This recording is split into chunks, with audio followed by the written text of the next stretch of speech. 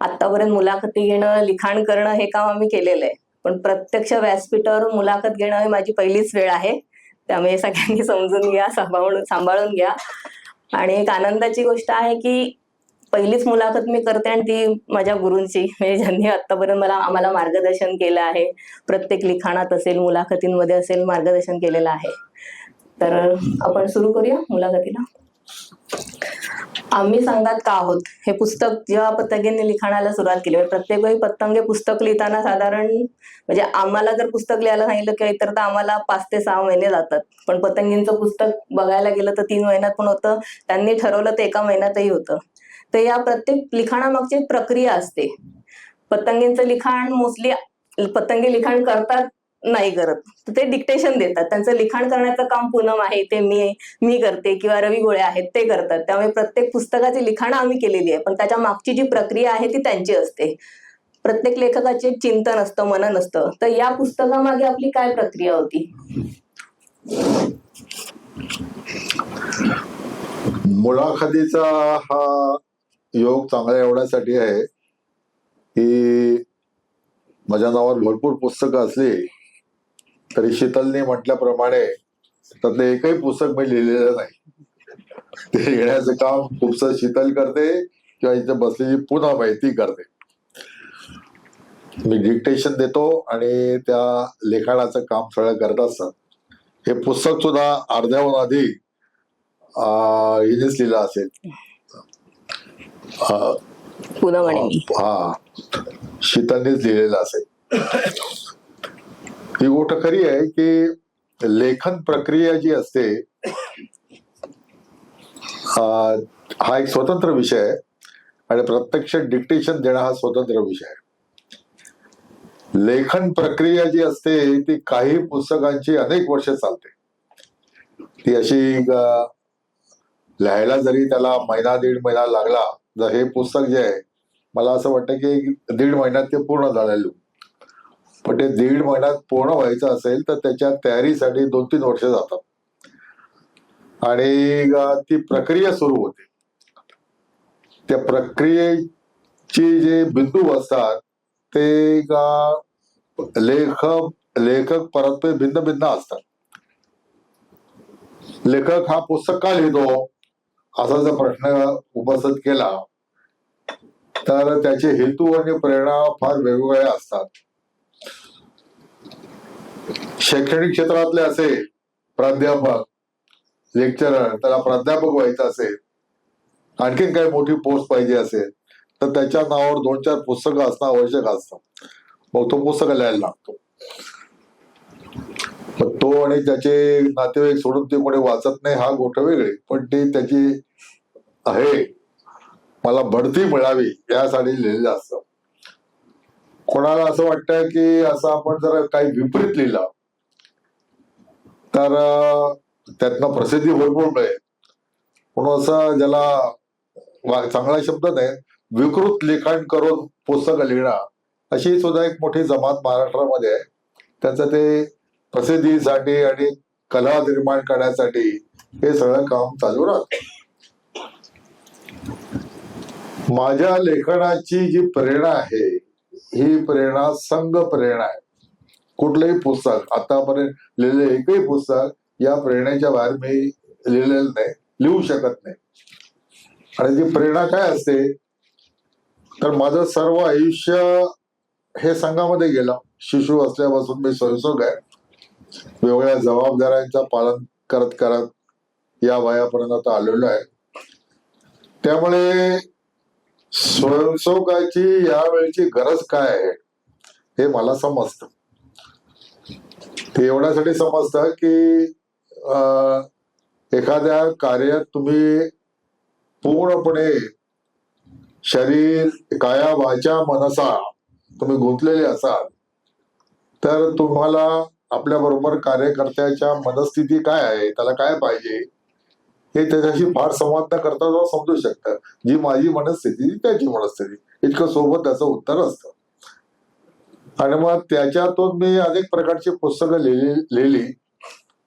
त्यात हे पुस्तक लिहिण्याचं मला असं वाटलं की संघ शताब्दी ची चर्चा 3-4 वर्षापासून चालू आहे. आणि म्हणून मग संघ शताब्दीमध्ये आपल्याला काय लिहिलं असताना आणि संघ संशोधन सुद्धा व्हावे आणि संघाबाहेरील मंडळींना सुद्धा संघ समजण्यामध्ये त्याचा काही उपयोग होईल, अशा विचाराने त्याचं मी दीर्घकाळ चिंतन करत गेलो. आणि मग त्याची मांडणी कशी करावी, काय करावी, आणि ती मांडणी रोचक झाली पाहिजे. पुन्हा ती 150 ते 170 पानाच्या मर्यादेत झाली पाहिजे. जाडजूड पुस्तक लिहिलं तर कोणी त्याचे साईज बघून कोणी वाचायला हातात घेणार नाही. त्यामुळे ते मर्यादित पानात झालं पाहिजे. मनात असलेले सगळे विषय त्यात आले पाहिजे, ते परिणामकारकरित्या आले पाहिजे. असं सगळे चिंतन करता करता करता त्या लेखनाची एक प्रक्रिया सुरू झाली. आणि जेव्हा मला असं वाटलं की आता लिखाणाच्या स्थितीपर्यंत मी आलेलो आहे, तेव्हा मग मी डिक्टेशन द्यायला सुरुवात केली आणि ते पुस्तक झालं. परमपूजनीय म्हणजे सरसंघचालक मोहनजी भागवत यांच्या पुस्तकाला प्रस्तावना आपल्याला मिळालेली आहे. खरं जेव्हा ही प्रस्तावना आली तेव्हा आमच्यासाठी अनपेक्षितच होतं, कारण पतंगे फक्त एकदा कार्यक्रमात त्यांना भेटले होते आणि पुस्तक असं लिहितो आहे असं सांगितलेलं. तर त्यांची प्रस्तावना त्या पुस्तकावर येणं आम्हालाही धक्काच होता, पण खूप चांगली प्रस्तावना त्यांनी पुस्तकात दिलेली आहे. आणि त्या प्रस्तावनेत त्यांनी म्हटलेलं आहे की बहुचर्चित जे मी मनू संघ पतंगेंचं पुस्तक झालेलं त्याच्या पुढचा हा भाग आहे असं मला वाटतंय, त्यांना वाटतंय. तर तसं तुमच्या मनात होतं का की खरंच हा त्याच्या पुढचा भाग आपण करतो आहोत? असं माझ्या मनात अजिबात नव्हतं. म्हणजे मी मनू आणि संघ हे पुस्तक जे आहे ते प्रकाशित होऊन आता त्याला 30 वर्षांहून अधिक काळ गेलेला आहे. आणि ते भारतातील सगळ्या बहुतेक मेजर भाषा ते अनुवादित झालेलं आहे. त्या पुस्तकाची सुद्धा एक जन्मकथा आहे. आणि ती जन्मकथा जेव्हा हे सामाजिक समरसता मंचाचं काम माझ्याकडे आलं आणि मग सामाजिक समरसता म्हणजे काय किंवा समरसता म्हणजे काय इथपासून आमची सुरुवात झाली, ते समजून घेणे अगोदर. तर मग त्याच्यासाठी उदंड वाचन करावं लागलं. आता सामाजिक क्षेत्रात काम करायचंय तर सामाजिक क्षेत्राचा महाराष्ट्राचा इतिहास काय आहे, त्याची परंपरा काय आहे, कोणत्या चळवळी झालेल्या आहेत, महात्मा फुलेंचं योगदान काय, शाहूंचं योगदान काय, बाबासाहेबांचं योगदान काय, सावरकरांचं योगदान काय, संतांचं काय, अशा सगळ्या बाजूने त्याचा अभ्यास करावा लागला. त्या काळामध्ये असंख्य दलित आत्मकथनं मी वाचून काढली. दलित साहित्याचं खूप डीप ज्याला म्हणेल असं मी वाचन केलं. आणि जी सगळी साहित्य संमेलनं महाराष्ट्रामध्ये भरतात, अखिल भारतीय मराठी साहित्य संमेलन एवढं आपल्याला माहित असतं, परंतु ते सोडलं तर 30-32 प्रकारची विविध नावाची साहित्य संमेलन भरतात. म्हणजे ग्रामीण साहित्य संमेलन असेल, कामगार, गांधीवादी, स्त्रीवादी, पुरोगामी, विद्रोही, काय वाटेल ते लेबल लावून आणि ती होतात. आणि त्याचाही मी अभ्यास सुरू केला. मग माझ्या असं लक्षात आलं की लेबल जरी बदललं तरी वक्ते सामान्यतः तेच असतात, इकडून तिकडून ते फिरत असतात. आणि विषय साहित्य जरी असेल तरी साहित्य विषयक चर्चा कमी, जशी दिल्लीला झाली, आणि राजकारणाची आणि बाकीची चर्चा आली. आणि त्यामध्ये संघाला जोडणं हा एकच अजेंडा सर्व मध्ये, कामगार संमेलन असो, विद्रोही असो, हा सर्वांचा ठरलेला आहे. आता त्या सर्वांनी काय ठरवलंय की संघ जातीयवादी आहे, संघ स्त्री विरोधी आहे, संघ अस्पृश्यतेचं समर्थन करणारा आहे, संघ मनुवादी आहे, संघ संविधान विरोधी आहे, संघ आंबेडकर विरोधी आहे. कशाच्या विरोधी नाही, असं जे सगळं जे काही असेल ते सगळं एक संघ लावायचा आणि बाकी चिटकवत जायचं. आणि मग त्याचा मला माझा स्वभाव जो आहे ना, प्रत्येकाचा एक पिंड असतो. तर माझा स्वभाव हा व्हेरी व्हायलेंटली रिॲक्ट होण्याचा, नुसतं रिॲक्ट होण्याचा नाहीये, आणि व्हायलेंटली म्हणजे चांगल्या अर्थाने आक्रमकरित्या त्याचा प्रतिवाद करण्याचा माझा स्वभाव आहे. आणि तो बालपणापासून आहे. त्यामुळे मी अनेक वेळा मोठ्या लोकांचा मारही खाल्लेला आहे. की एखाद्या मोठ्या माणसाला लहान म्हणायचं तू माझ्या भानगडीत नको बोलू आमच्या, तर मग त्याला जळा घ्यायचा आणि तो ठेवून द्यायचा.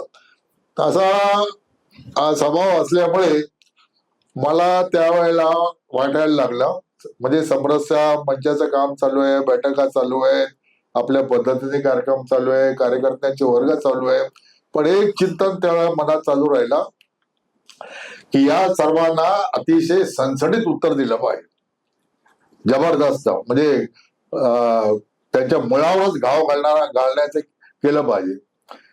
आणि असा विषय चालू असताना ती संधी मला त्या पुरोगामी लोकांनीच दिली, म्हणजे संघाने दिली असं नाही, त्या पुरोगामी लोकांनीच दिली.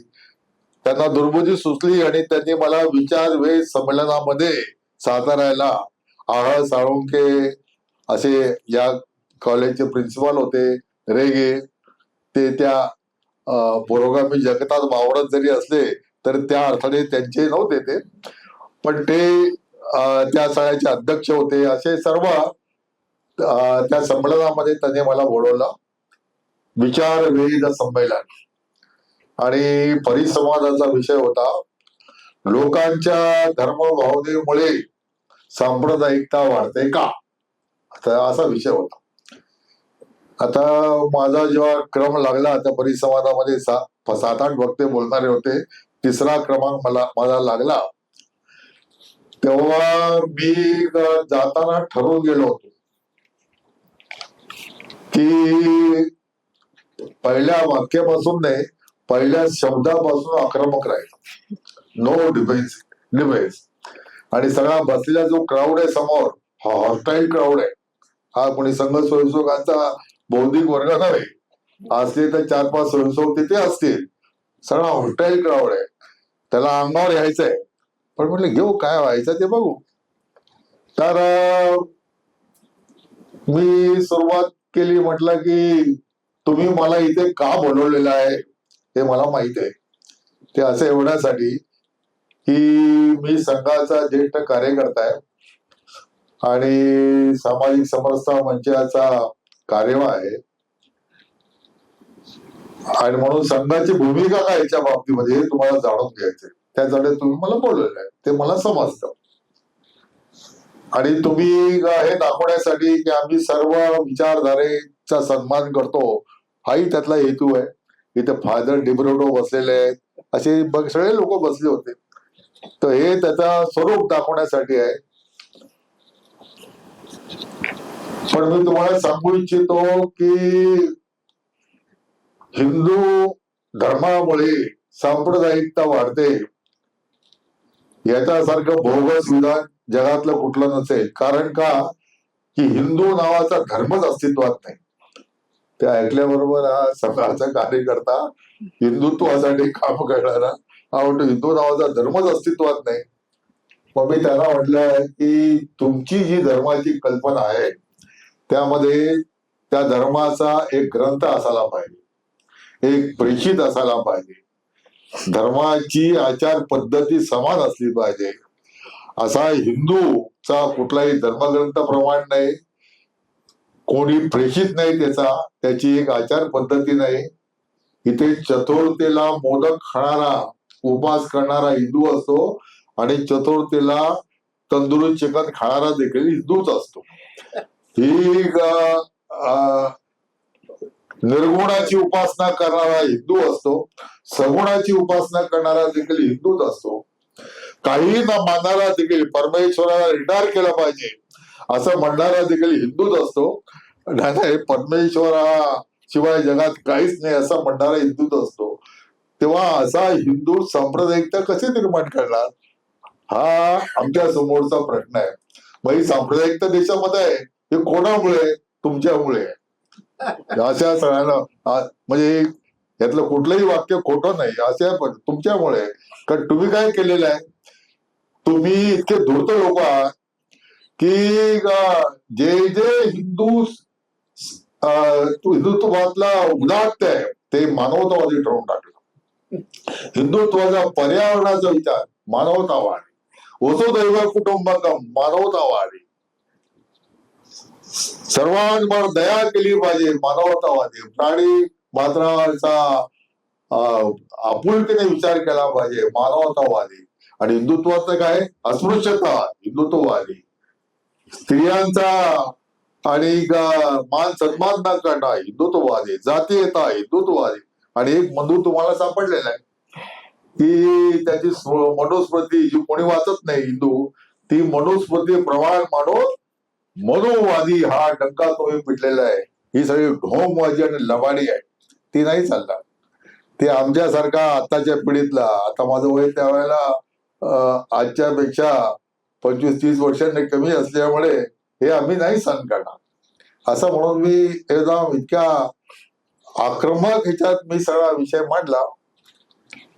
आणि मग ते आळस साळुंके आणि बाकी सर्व इतके अस्वस्थ झाले की नको त्याला बोलवून आणि आपल्याला अशा लाथा बुक्यान गव्हाणात मारलेल्या आहे, त्याला काहीतरी प्रतिवाद केला पाहिजे. सभेचे सगळे संकेत सोडून ते उभे राहिले. आणि मला त्यांनी जाहीर आव्हान दिलं की मनू जर चांगला असेल तर पतंगेने माझ्याशी वादविवाद करावा जाहीरपणे. मी त्याला प्रत्युत्तर दिलं. मी म्हटलंय की मी मनुस्मृती वाचलेली नाही, मी मानत नाही, आणि संघ स्वयंसेवक म्हणून सुद्धा आमचा मनुष्य सूत्राम संबंध आहे.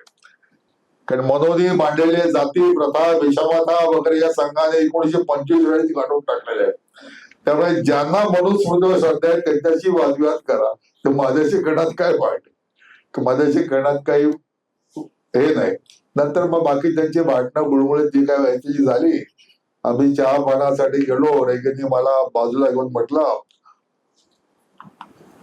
ते रेगेंचं मोठेपण आहे, धर्मजी तुमचं भाषण म्हणजे अगदी सडेतोड झालं, पण इथल्या लोकांच्या डोक्यावर जाणार आहे पटणार आहे.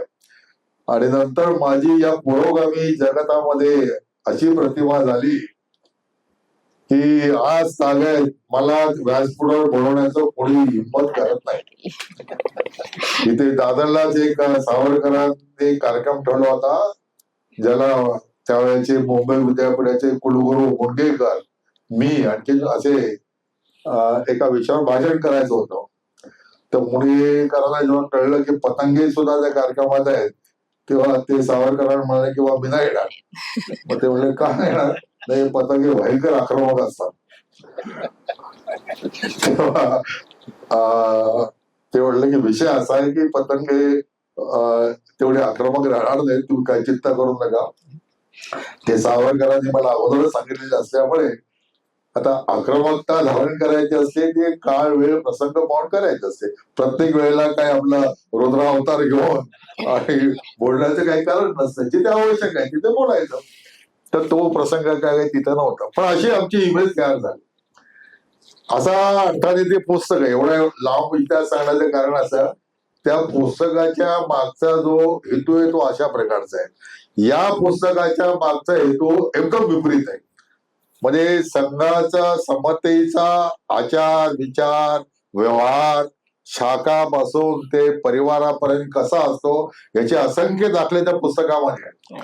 आणि हे पुरोगामी जगत आहे, अगदी साने गुरुजींपासून ते पु ल देशपांडेंपर्यंत हे व्यासपीठीय काय बोलतात आणि व्यवहार काय करतात ही त्यांचीच वाक्य त्यांचीच अवतरणा त्या पुस्तकात दिलेली आहे. त्यामुळे ती खोटी असं म्हणण्याचं कोणाचं हिंमत होऊ शकत नाही.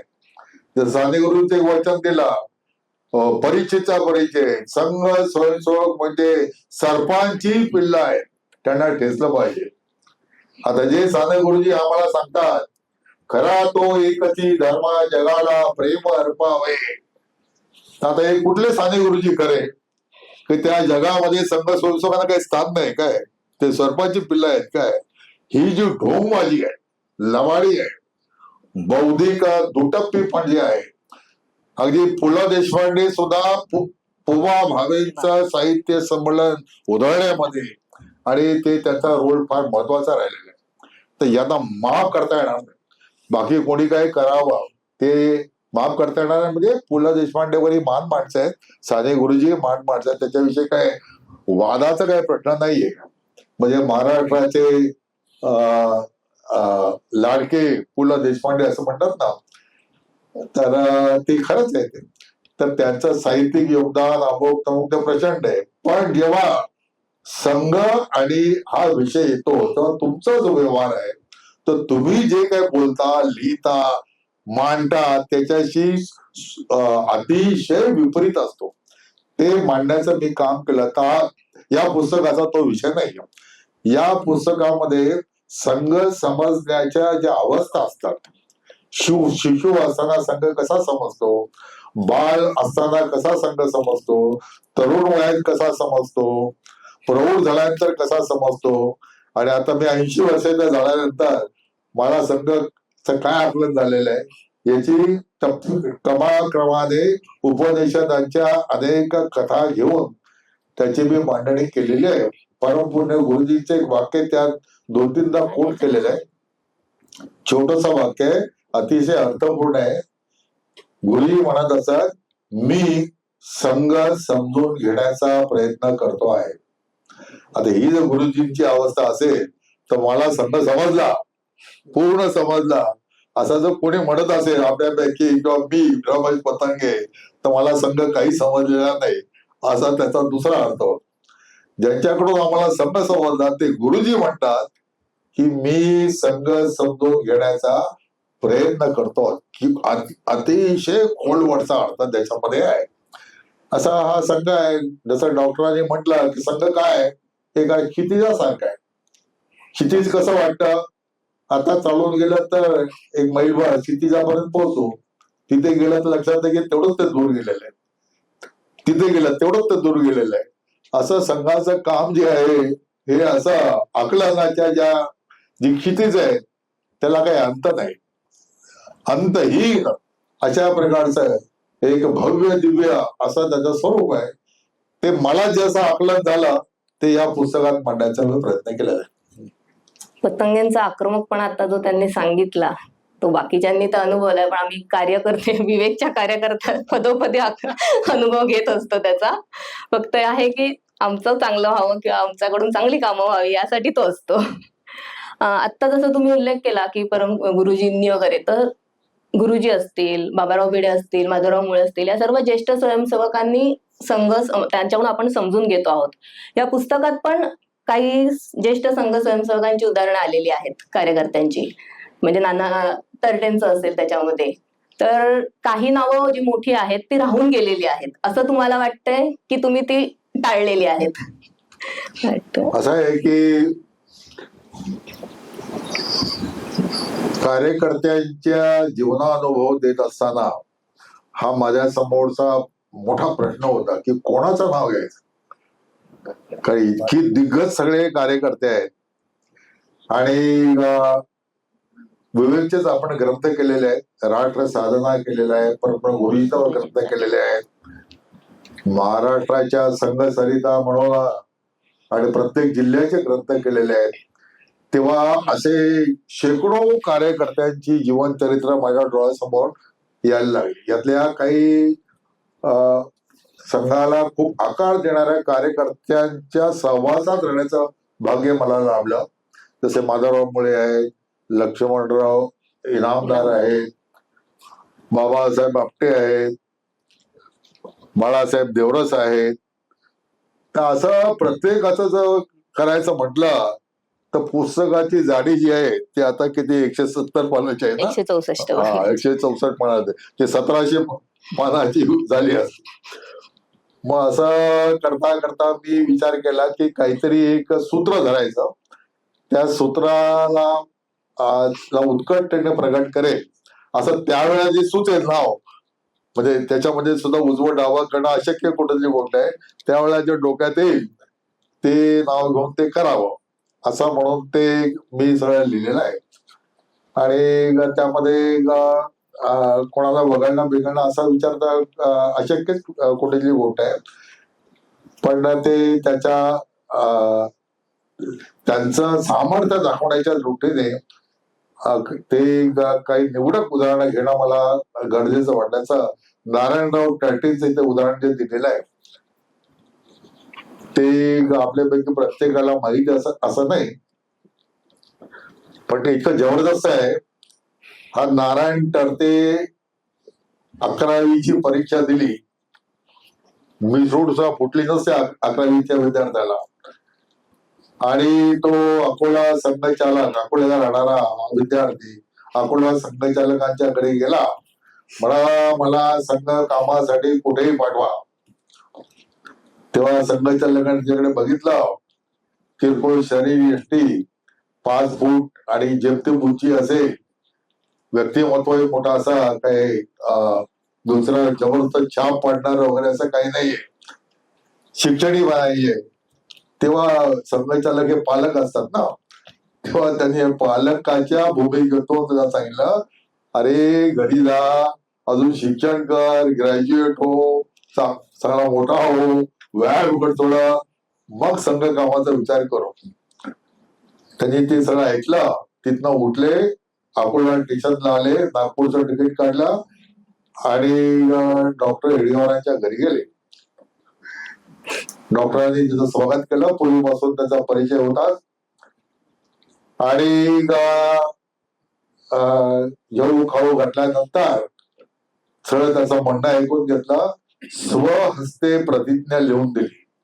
त्यावेळेला जी प्रार्थना आहे ती त्याला लिहून दिली, 5 रुपये दिले आणि सांगितलं ग्वाल्हेरला जा आणि संघाचा शाखा सुरू कर. नारायणराव टर्टे तिथनं उठले, नागपूरला आले, गाडी पकडली, ग्वाल्हेरला गेले. ग्वाल्हेरला कुठे जायचं, कोणाकडे राहायचं, खायचं काय काय माहित नाही, 5 रुपये दिलेले आहेत. एक धर्मशाळा शोधली, पण धर्मशाळावाल्याचे म्हणाले की इथे 3 दिवस राहत आहे, धर्मशाळेत 3 दिवस राहण्याचा नियम असतो. मग पहिले आठवडाभर ग्वाल्हेर शहरात धर्मशाळा किती आहेत त्या सगळ्या शोधल्या, वेगळ्या संप्रदायाच्या आहेत त्या 41 धर्मशाळा निघाल्या. मग आज 3 दिवस तिथे, उद्या 3 दिवस तिथे. एक सणे कुरमुरेवाल्याची दोस्ती केली, परिचय वगैरे देऊन. त्याला काय वाटलं कोण जाणे, तो त्यांना जरा त्याला एका पैशात चणे कुरमुरे मिळत असेल त्या काळामध्ये. 1930, 33, 34 सालची ती गोष्ट असेल. तेव्हा मग शाखा सुरू करायची. मग शाळेच्या बाहेर उभं राहत असत, मुलं कोण चांगली दिसतात, काय दिसतात. महिनाभर गेला पण काही मार्ग सापडेना. एक मुलगा त्यांच्या नजरेत भरला, मग तो घरी चालला होता, ते त्याच्या मागोमाग त्याच्या घरी गेले. त्याचं नाव होतं सेजवलकर. आपल्या गेल्यानंतर पालकांना आपला परिचय करून दिला, मी इथे कशासाठी आलो हे सांगितलं, आणि शाखा सुरू करायचे. तर याला घेऊन मी शाखा सुरू करतो. पालकांनी परवानगी दिली, त्यांना काय माहिती शाखा विका काय खेळाय वेळायचंय, ठीक आहे. आणि शाखा सुरू झाली. नारायणराव टर्टेंनी सुरू केलेल्या ग्वाल्हेरच्या शाखेने काय दिलं, तर या शाखेने आपल्या विचारधारेतील पहिला पंतप्रधान देशाला दिला, अटल बिहारी वाजपेयी. एक महान संघटक दिला, कुशाभाऊ ठाकरे. कोणी दिला, SSC झालेला किरकोळ शरीर यष्टीचा. अटलजी आणि त्यांचे संबंध इतके आत्मीयतेचे होते. अटलजी त्यांना मामू म्हणत असत, आणि त्यांना वाढदिवशीच्या दिवशी दरवर्षी अटलजी फोन करेल. एकदा असाच महाल कार्यालयात फोन आला, तो रवी भुसारीने उचलला. ते महाल कार्यालयाचे प्रमुख होते तेव्हा, आणि आवाज आला, मैं अटल बिहारी बोल रहा हूं, मुझे मामूजी से बात करती है. त्यांनी फोन तोडला. पंतप्रधान नाही, सेक्रेटरीला नाही सांगितलं फोन करायला, असिस्टंटला नाही सांगितलं, स्वतः फोन केला. मग मामोजी आले, त्याच्या गप्पा गोष्टी झाल्या. अटलजींनी त्यांना 8 दिवस आपल्या घरी बोलवलं होतं. संध्याकाळचे सर्व कार्यक्रम रद्द करून टाकले त्यांनी. आणि मग पूर्व जुन्या सगळ्या आठवणी त्या काळातील याच्या सगळ्या गप्पा गोष्टी सगळ्या झाल्या. संघानुभूती घेतलेला म्हणजे संघ ही साधना आहे. या साधनेचा, आध्यात्मिक साधनेचं अंतिम स्वरूप काय असतं, तर ते करणारे आणि आमचं ज्ञान केवळ पुस्तकी असल्यामुळे निर्विकल्प समाधी ही त्याची शेवटची अवस्था समजतात. ज्या वेळा मनात कसले विचार नसतील आणि ब्रह्माशी एकरूप झालेला, समष्टीशी एकरूप झाला, अशी ज्याची अवस्था प्राप्त झाली ती समाधीची शेवटची अवस्था समजली जाते. आध्यात्मिक आहे. आणि या साधनेतनं जे साधक जे ज्ञान संपादन करतो ते कसे किती जबरदस्त असतं त्याचे हे नारायण तर्टे एक उदाहरण आहे. अशी अनंत उदाहरणं आहेत भारतामध्ये, पण नारायण तर्टेचं एक उदाहरण एवढ्यासाठी दिलं की ते बाकीच्या ह्याच्यात ना एक दृष्टी आपल्याला देखील प्राप्त व्हावी. एखाद्या अशा भास्करराव कळंबींचे एक उदाहरण आहे की भास्करराव कळंबी 36 वर्ष संघ केरळ प्रांताचे प्रचारक होते. आणि मग त्यांच्याकडे नंतर वनवासी कल्याणाश्रमाचं काम देण्यात आलं. त्याला एक दिशा देण्याचं काम केलं. वयोपरत्वे त्यांचं देहावसान झालं. आणि मग रंगा हरीजींनी त्यांच्यावर जे भाषण केलं ते पूर्ण भाषण त्या पुस्तकात दिलेलं आहे. जबरदस्त खोलवरचा अर्थ असलेलं ते भाषण आहे. आणि चिरकालिक संघ संस्थोकाला मार्गदर्शन करण्याचं सामर्थ्य असलेलं आहे. भास्कररावांची स्तुती भीती एका श्रद्धांजलीचं असं भाषण नाहीये. भास्कररावांनी कोणता संघ जगला हे सांगणारं ते भाषण आहे. आणि मग त्यात ते म्हणाले की भास्करराव गेल्यानंतर केरळमधील हजारो कुटुंबामध्ये हा दुखवटा पाळला गेला. म्हणजे आपल्या परिवारातील कोणीतरी गेला म्हणून जे सुतक पाळला असं झालं. एक काय संघ आहे हे समजण्यासाठी ते एक उदाहरण आहे. अशी मोजकी उदाहरणं या पुस्तकात आहेत. पुढचा एक प्रश्न म्हणजे आपल्या आवडीचा विषय संविधान आणि संघ अशी या पुस्तकात 2 प्रकरणं घेतलेली आहेत. तर संघाला संविधान बदलायचा असा जो राजकीय प्रचार चालू आहे त्याला उत्तर देण्यासाठी तुम्ही प्रकरण लिहिलेत का?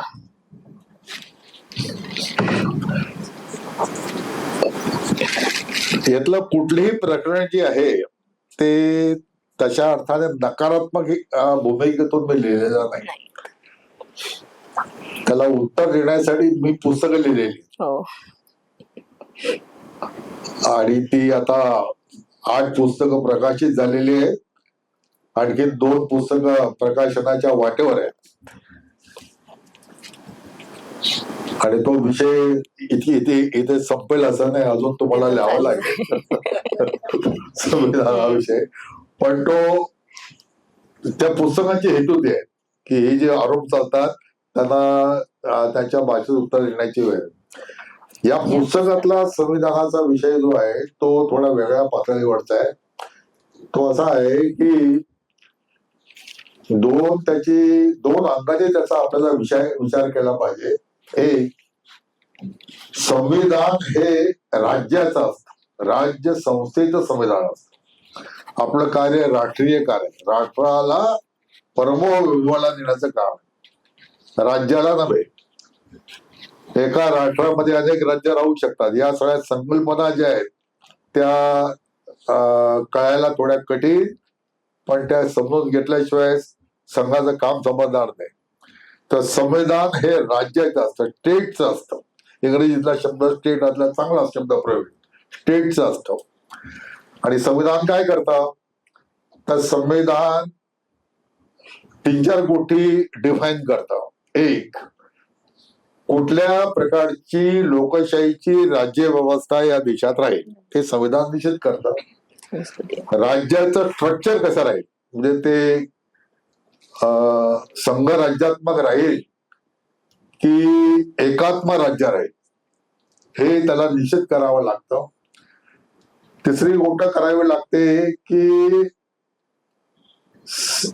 हे जे राज्य चालणार आहे ते राज्य एखादा पक्ष चालवेल, एखादा घराणा चालवेल, एखादी विचारधारा चालवेल, राज्याचा स्वामी कोण, तर संविधान हे निश्चित करतात की राज्याचा स्वामी हा कायदा असेल, त्याला रूल ऑफ लॉ म्हणतात.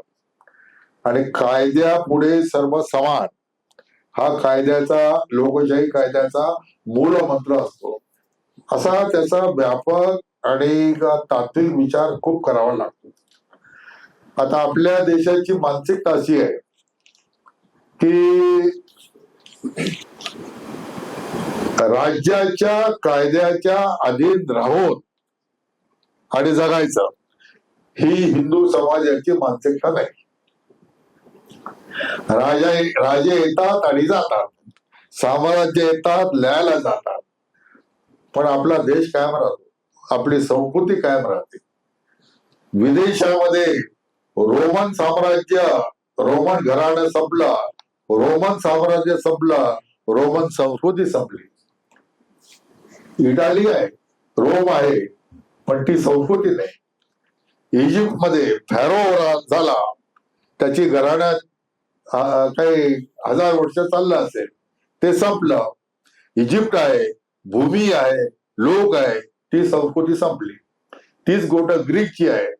भारताचं असं कधी होत नाही. कारण का नाही, आम्ही शासनानुवर्ती समाज नाही, जीवन आमचं नाही, तर आमचं जीवन हे धर्मानुवर्ती आहे. धर्माचे कायदे हे आम्हाला शाश्वत, सार्वभौम आणि प्रमाण मानून त्याप्रमाणे व्यवहार करावा लागतो. आता आपल्या या सगळ्या 1000 वर्षाच्या इतिहासामध्ये असे काही लबाड धर्माचार्य किंवा धर्माचा अर्थ करणारे पंडित झाले की त्यांनी धर्माचे फार वाईट अर्थ करून अस्पृश्यता, स्त्री दास्य, फलाना सगळं निर्माण केलं. ती घाण निर्माण केलेली आहे, ती दूर करणं हे आपलं काम आहे संघ म्हणून. आता त्या सर्व संदर्भामध्ये संविधानाचा विचार करत असताना जे जुनं आहे त्याचप्रमाणे जगू असं काही म्हणता येत नाही. आता काळ बदलला, परिस्थिती बदलली आणि एक नवीन भारत स्वतंत्र झाला, म्हणजे इंडियन स्टेट हे अस्तित्वात आलं, भारतीय राज्य अस्तित्वात आला. ते राज्य चालवण्यासाठी कायद्याची गरज निर्माण झाली, ते आपल्या संविधानाने केलेलं आहे. आणि त्यातले सगळे मूलभूत विचार जे आहेत, संकल्पना, संविधान हा काही फिलॉसॉफीचा ग्रंथ नसतो किंवा नैतिक मूल्य सांगणारा एखादा तुकारामाची गाथा, ज्ञानदेवाची गाथा किंवा दासबोध किंवा उत्तर रामचरित मानस असं त्याचं स्वरूप नसतं, ते कायद्याचं स्वरूप असतं. पण हे सगळे कायदे हे सगळे नैतिकतेवर बेस असतात, आधारित असतात, फिलॉसॉफीवर आधारित असतात. आणि ते त्या देशाच्या नैतिकता आणि फिलॉसॉफीवर आधारित असावेच लागतात. नसले तर त्याचे संविधान टिकत नाही, कोलमडून पडतो. आपलं संविधान 75 वर्ष चालू आहे. का चालू आहे? ते आंबेडकरांनी दिलं, संविधान सभेने निर्माण केलं, अमोक तमोक, हे कारण ज्याची कारण नाहीत त्याची मुळं आपल्या विचारधारेत, आपल्या संस्कृतीत, आपल्या जीवन मूल्यात असल्यामुळे ते टिकून आहे हे समजावं. आणि ही जीवन मूल्य, ही विचारधारा, ही आपली विचारधारा आहे, संघाचीच तीच विचारधारा आहे. त्याच्यामध्ये कुठला कॉन्फ्लिक्ट नाही, कुठल्या प्रकारचा हा जो अंतर्विरोध आहे तो नाहीये. राजकीय प्रचारासाठी लोक काय बोलतात ते त्यांना बोलू द्या. दुर्दैवाने आपल्या भल्या कार्यकर्त्यांच्या मनामध्ये संविधानासंबंधी अनेक प्रकारचे भ्रम असतात.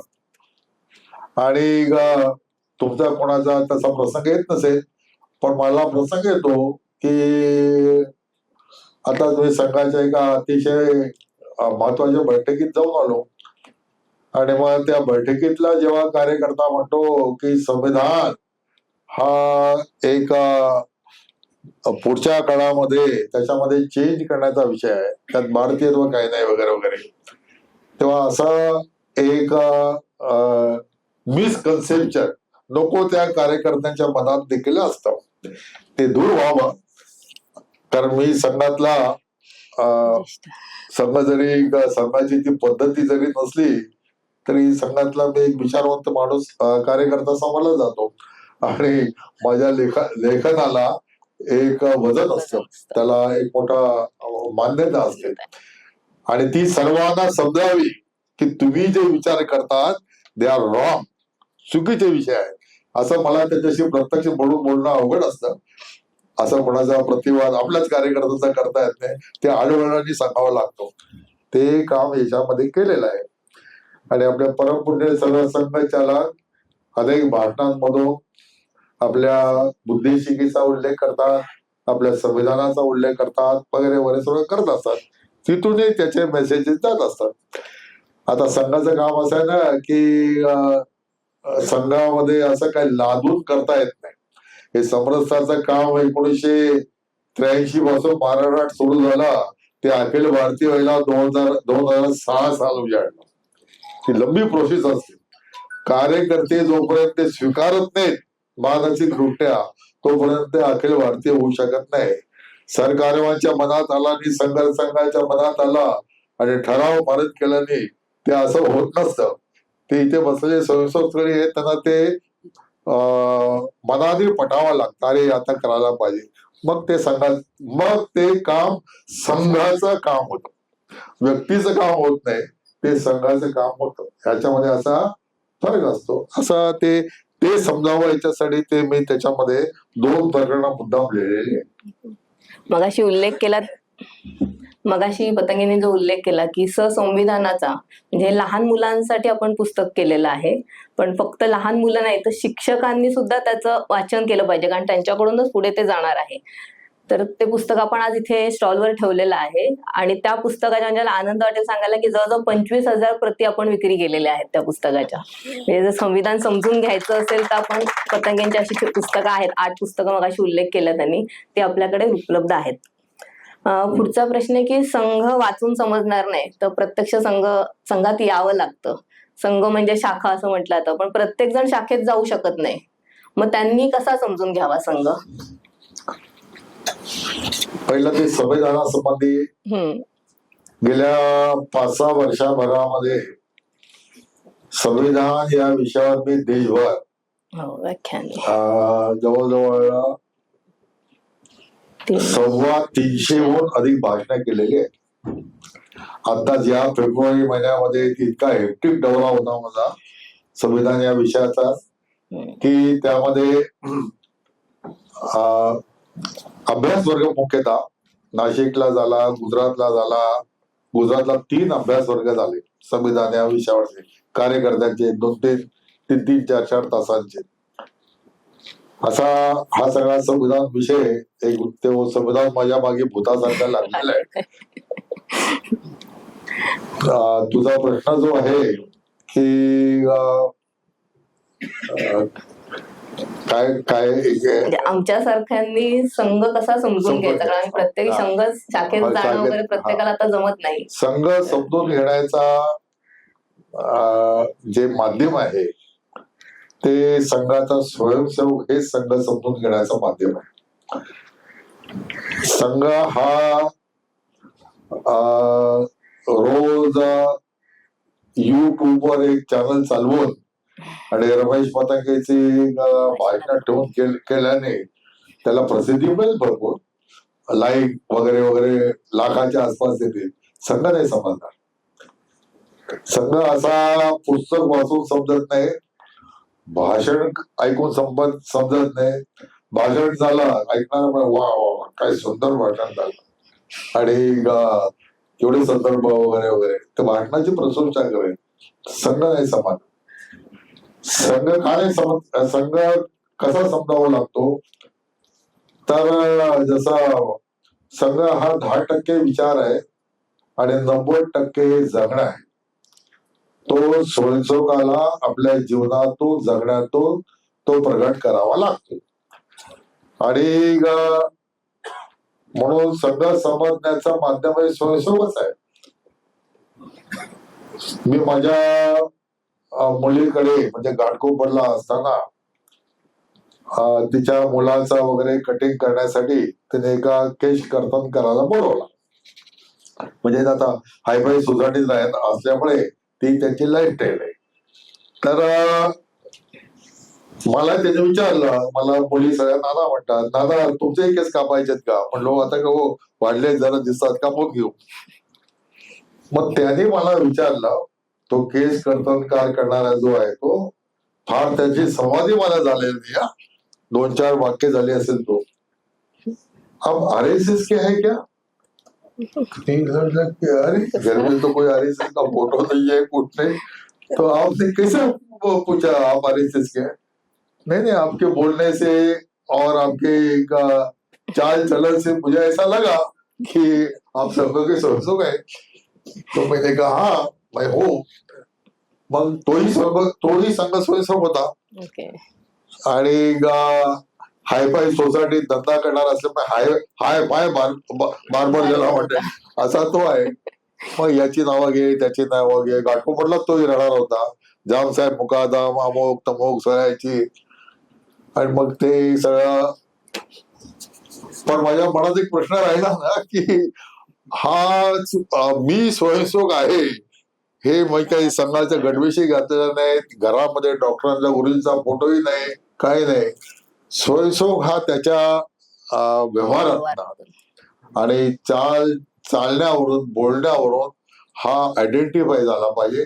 म्हणून संघामध्ये असा ना प्रारंभी असा विषय आला की स्वयंसेवक सहज ओळखू यावा म्हणून आपण त्याला काहीतरी एक चिन्ह दिलं पाहिजे.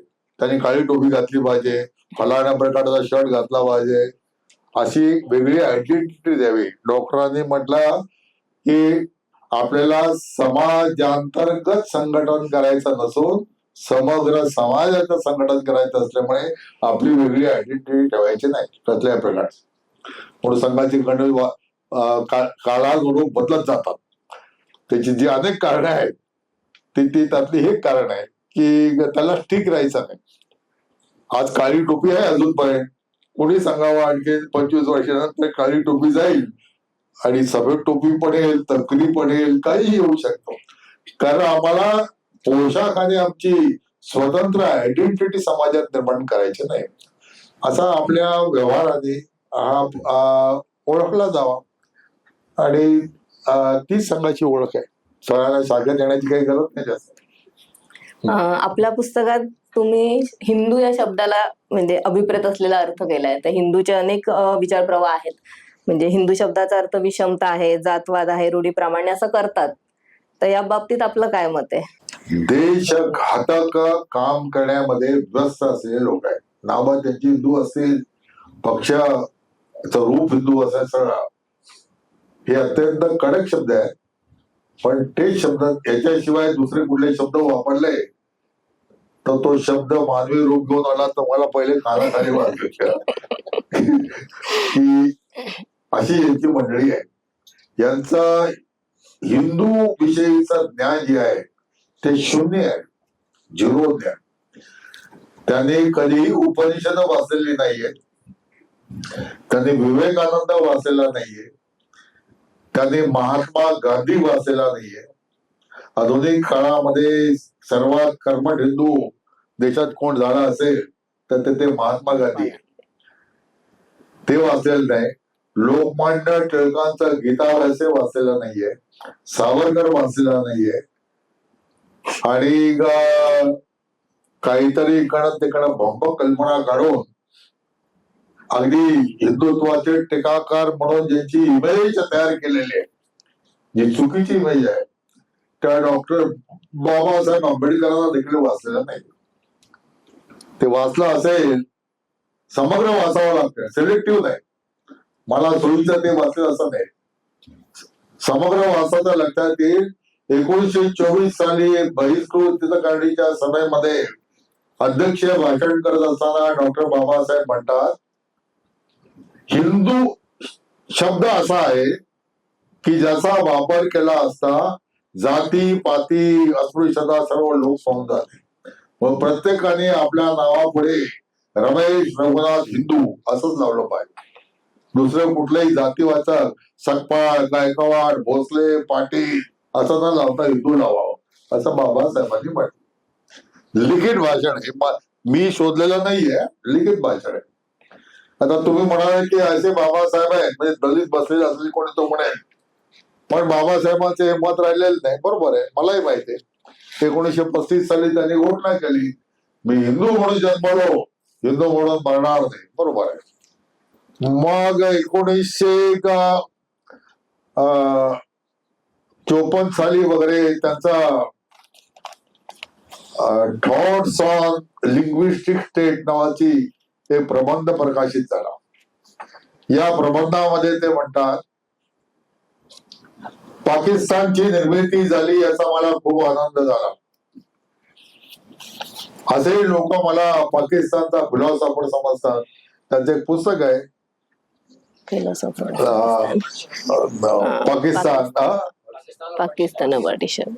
पाकिस्तान और पार्टीशन ऑफ इंडिया असा याचा ते वाचा तुम्ही. त्यात मुस्लिम धर्माची कुराणाची त्याची जी चिकित्सा केलेली आहे की जशीच्या तशी छापली तर आजही छापायला पाहिजे. हे लोकसत्ता महाराष्ट्र टाइम्स वगैरे वगैरे पुरोगामी लेवला लावले पत्र आहेत त्यांनी, ते हिंमत नाही करू शकत. बुरखाधारी स्त्री रस्त्यावर पाहणं याच्यासारखा हिनीय दृश्य भारतामध्ये दुसरं कुठलं नसेल. हे बाबासाहेबांचं वाक्य. ते बाबासाहेब त्या 54 सालच्या प्रबंधामध्ये म्हणतात की आनंद एवढ्यासाठी झाला की एवढे सगळे मुसलमान जर भारतात राहिले असते तर हिंदूंना राजकीय स्वातंत्र्य मिळालं असतं, परंतु त्यांना सदैव मुसलमानांच्या प्रभुत्वाखालीच राहावं लागलं असतं. हे बाबासाहेबांचं वाक्य. 1935 सालची घोषणा आहे, हिंदू म्हणून जन्मलो हिंदू म्हणून पडणार नाही. 54 साली म्हणतात की हिंदूंची अशी अवस्था झाली असती. 36 सालचा त्यांचा अनाइलेशन ऑफ कास्ट हे भाषण आहे. त्याचा शेवटचा परिचय असा आहे की हिंदूंना आता स्वातंत्र्य मिळणारच आहे, ब्रिटिश काळ इतका फार काळ राहणार नाही. परंतु माझ्या समोरचा प्रश्न असा आहे की मिळालेलं स्वातंत्र्य टिकून ठेवण्याची शक्ती सामर्थ्य हिंदू समाजात आहे का? जाती पाती अस्पृश्यतेत विभागलेला हिंदू समाज स्वातंत्र्य कसं टिकून ठेवेल? म्हणून मिळालेलं स्वातंत्र्य हे येणाऱ्या दुसऱ्या पारतंत्र्याची नांदी ठरू नये या शुभेच्छा तुम्हाला देतो आणि माझं भाषण संपवतो. असं बाबासाहेबांचं वाक्य आहे. कशाला हिंदू समाजाची चिंता करता तुम्ही? सोडायचं तुम्हाला हिंदुत्व ना, हे कशासाठी चिंता? घटना समितीचं अखेरचं भाषण आहे. घटना समितीचं आहे ते, अन्य कुठल्या व्यासपीठावरचं नाही, घटना समितीचं. या देशाचं स्वातंत्र्य यावेळेला अनेक वेळा गेला. का गेला? फितुरीमुळे गेला. कोण फितूर झाले? दाहिरचा सेनापती मोहम्मद बिन कासिमला फितूर झाला म्हणून सिद्ध गेला. शिवाजी महाराज इथे लढत असताना त्याचा विरोध करणारे मराठे सरदार उभे राहिले, त्यांचे नातेवाईक उभे राहिले. 1857 साली शीख स्वस्थ बसले. या देशामध्ये अशीच परिस्थिती निर्माण झाल्यास कट्टाने मिळवलेले स्वातंत्र्य आपण पुन्हा गमावून बसू ही चिंता मला व्याकुळ करते. मला माझ्या आंबेडकरांना, अशा महापुरुषाला तुम्ही हिंदू विरोधी म्हणून रंगवणार आणि हिंदुत्वाचा मारेकरी म्हणून रंगवणार, याच्या इतकं महापाप देशामध्ये कुठलं नसेल.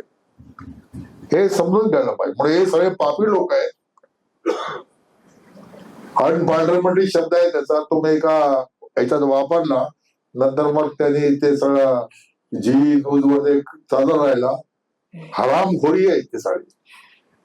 अशा प्रकारचा विचार करणं. वाचा जरा, राधाकृष्णन हे कोणी हिंदुत्ववादी नव्हे. त्यांनी म्हटलं, त्यांचे 1927 सालचं पुस्तक आहे, हिंदू व्ह्यू ऑफ लाईफ, जीवनाकडे बघण्याचा हिंदू दृष्टिकोन काय. ते जेव्हा मी पुस्तक वाचलं तेव्हा एका पूर्वगामध्ये लिहायला पाहिजे होतं खरं म्हणजे, की डॉक्टर हेडगेवारांनी जो संघ सुरू केला त्याची फिलॉसॉफी सगळी या पुस्तकातून घेतलेली आहे. ते 27 सालचं पुस्तक आहे. जे आपण म्हणतो ते त्यांनी म्हटलं. म्हणजे काय आपण म्हणतो याचा अर्थ काय, जे शाश्वत सत्य सनातन सर्वकालिक सर्वांचं मंगल करणारे आहे ते हिंदुत्व आहे. ते आपण म्हटलं काय, आंबेडकरांनी म्हटलं काय, सावरकरांनी म्हटलं काय, उपदेशांनी म्हटलं काय, त्याला कोणाचं लेबल व्यक्तीचं लावण्याचं काही कारण नाहीये. त्याच्या विरुद्ध अशा प्रकारचे विषय करणं हा हे लवाडीपणा आहे, डोंगीपणा आहे. विचार असा करायला पाहिजे की इतकं शुद्ध सात्विक पवित्र हितकारक आहे, याच्यात घाण कशी काय शिरली. गंगा पवित्र काय झाली, तिच्यामध्ये ती प्रदूषित कोणामुळे झाली, ते प्रदूषण आपण दूर करू, ते घाण बाहेर काढू, या पुरुषार्थ आहे. तो पुरुषार्थ करायला आम्हाला संघाने शिकवलं. वाईट गोष्टी आहेत, वाईट गोष्टीच आहेत त्याचं कुठल्याही प्रकारे समर्थन करता येणार नाही. धर्माचं लेबल लावून कोणी समर्थन करत असेल तर त्याच्या तोंडावर हे सांगण्याची हिंमत पाहिजे, तू आमचा धर्माचार्य नव्हे. भगवी वस्त्र घातली, प्रवचन देत असलास मधुर भाषेमध्ये, पण तू जे काही सांगतो ते समाजाला घातक आहे, तेव्हा तू आमचा धर्माचार्य नव्हे असं त्याच्या तोंडावर सांगण्याची आपल्याला हिंमत असली पाहिजे. तेव्हा या प्रकारे जे वाईट आहे ते वाईट आहे, म्हणून जे चांगलं आहे तेही वाईट आहे असलं म्हणण्याचा भाव आपण करता कामा नये. हे सगळे लोक करत असतात. आता सगळे कंटाळले असेल तर आपण थांबू. ठीक आहे, शेवटचा प्रश्न फक्त की या प्रकरणात तुम्ही भगवान गौतम बुद्ध आणि महावीरांचं प्रकरण केलेलं आहे, तर त्यामागचं काय प्रयोजन आहे. ते प्रयोजन असं आहे की जेव्हा मी हिंदू आहे असा जेव्हा मी विचार करतो, आपली एक घोषणा आहे ना, गर्व से कहो हम हिंदू आहे. घोषणा आम्ही पण दिली आमच्या तरुणपणामध्ये, भरपूर लिहिली त्याच्याविषयी. पण मग त्याचा विचार करावा लागतो की अरे गर्व करावा असं माझ्या हिंदूपणात काय.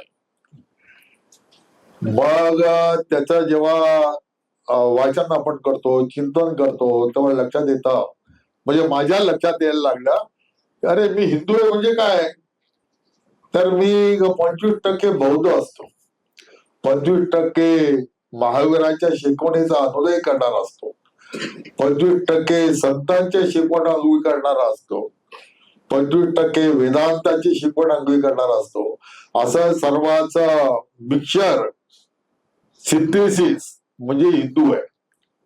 हिंदू म्हणजे अमोघच असं त्याचं स्वरूप राहत नाही. आता महावीरांच्या शिकवणीतून आपण काय घेतलेलं आहे, तर महावीरांनी अहिंसेची शिकवण दिली, जी गौतम बुद्धांनी पण दिली, पण अधिक तीव्रतेने महावीरांनी दिलेली आहे. आणि प्रत्येक हिंदू हा त्या अर्थाने अहिंसक असतो, म्हणजे तो उगीच कोणाची हत्या करणार नाही. बाकीच्या देशामध्ये सामाजिक आणि राजकीय परिवर्तन घडून आणण्यासाठी रक्ताचे पाठ वावले जातात. आपल्या देशात असं होत नाही. आपल्या देशात एक शांत क्रांती होत राहते, सत्ता परिवर्तन होतात आपल्या देशामध्ये. मग मनमोहन सिंग गेले आणि मोदी आले. मोदी काही यावत चंद्र दिवा करो पंतप्रधान राहणार नाही, ते जाते आणखी कुठेतरी. हे सत्ता परिवर्तन आपल्याकडे होतात. शेजारच्या पाकिस्तानच्या देशामध्ये सत्ता परिवर्तन म्हणजे पंतप्रधानाचं मरण असतं. लियाकत अली खान मेला, त्याचा खून झाला, पहिला पंतप्रधान. बेनजीर भुट्टो, ती पंतप्रधान नव्हती मरताना, पण कधी काळी पंतप्रधान होती. बॉम्बस्फोटात तिची हत्या झाली. हत्येमध्ये सहभागी असणारे कटामध्ये मुशर्रफ पंतप्रधान राष्ट्राध्यक्ष पदावर नाही गेले, देशातून हाकलले गेले आणि परदेशात त्याचा मृत्यू झाला. कालपर्यंत पंतप्रधान असं इम्रान खान आज तुरुंगात आहे. तर ही बाकीच्या आपल्या शेजारच्या देशाची स्थिती आहे. आपल्याकडे अशी स्थिती नाही. हा जो आपला पिंड तयार झालेला आहे त्याच्यामध्ये अनेकांचं योगदान आहे. महावीरांचं योगदान खूप मोठं आहे. आता तू कोकणातली आहेस आणि मत्स्यहारी आहेस, चिकन बिकन खाण्याची आवड असणारी आहे, तुम्ही सर्व इथे बसलेले आहात ते.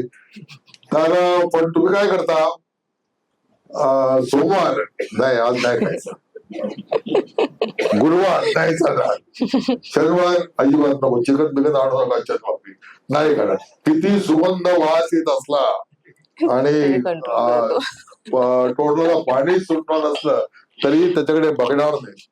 हे मनाचा संयम शिकवण्याची जो प्रकार आला तो आला कुठून मलाही माहित नव्हतं. कुठला मार्गशीर्ष का पौष महिना असतो, मार्गशीर्ष अजिबात खायचा एक, म्हणजे मला एक श्रावण माहित होता, हा मार्गशीर्ष कुठून आला की त्या दिवशी खायचं नाही. मग वर्षभरात असे दिवस काढले मांसाहार करण्याचे, ते किती राहतात, फार थोडे दिवस राहतात. तर हे सगळं जे आहे की सर्वसामान्य जीवनामध्ये सर्वसामान्य माणूस हा 100% शाकाहारी राहणे शक्य नाही. आणि महावीरांची शिकवण जी आहे गौतम बुद्धाची, ही पण टाळता येणं शक्य नाही. मग हिंदू माणूस काय करतो, तो फार हुशार आहे, तो त्यालाही टळत नाही आणि आपला मांसाहारही सोडत नाही. मग तो मधला मार्ग काढतो, वा ठीक आहे, एवढे 4 दिवस खायचा नाही, एवढा महिने खायचा नाही, अमुक पळा खायचा नाही. मग त्याचाही सन्मान झाला, आपल्या पोटाचाही जिभेचाही सन्मान झाला. ही आपली जगण्याची पद्धती आहे.